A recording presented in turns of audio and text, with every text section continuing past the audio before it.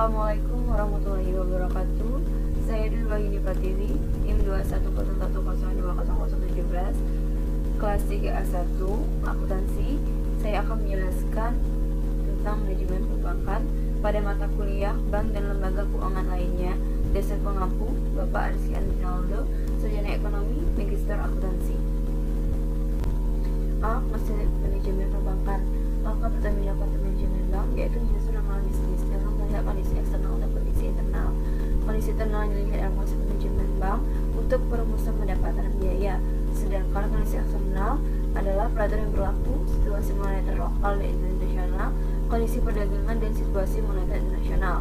Ada dua kebijaksanaan bank yang perlu diperhatikan, yaitu kebijaksanaan yang dirumuskan sesudah pertimbangan matang terhadap konsekuensi dari semua pilihan tersedia.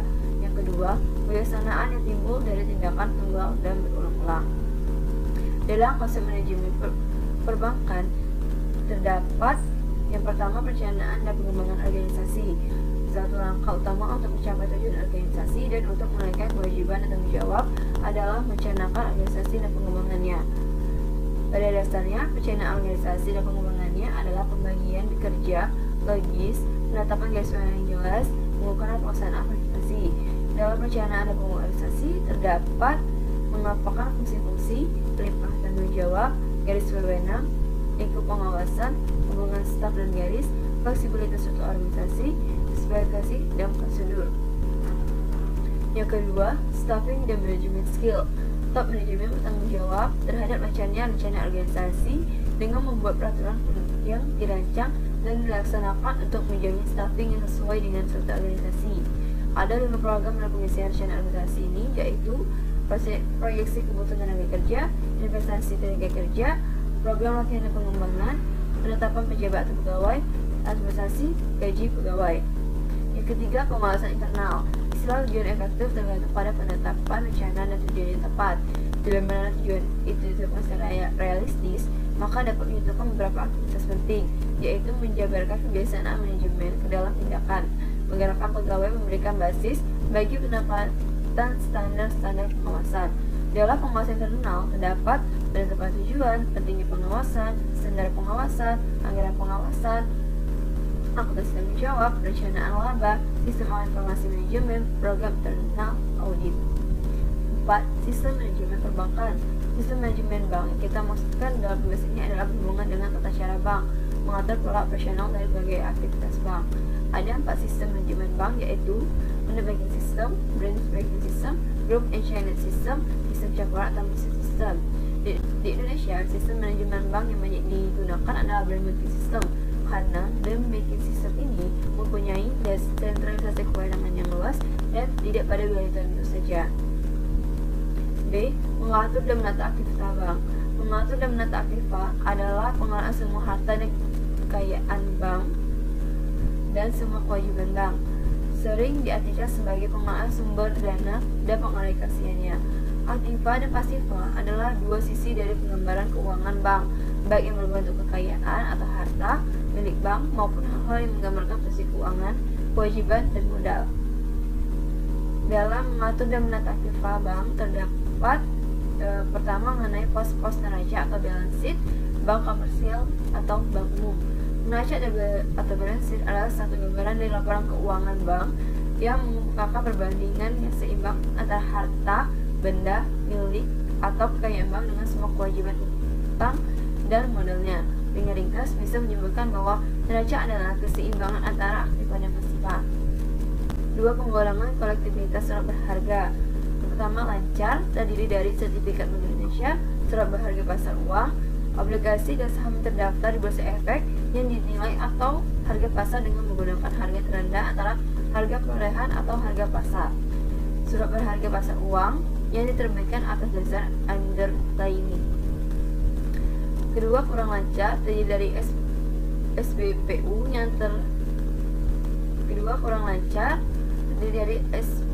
yang sudah ditetapkan oleh bank lain yang sedang dihentikan untuk sementara keikutsertaannya dalam drilling dan masih dalam proses pengamatan.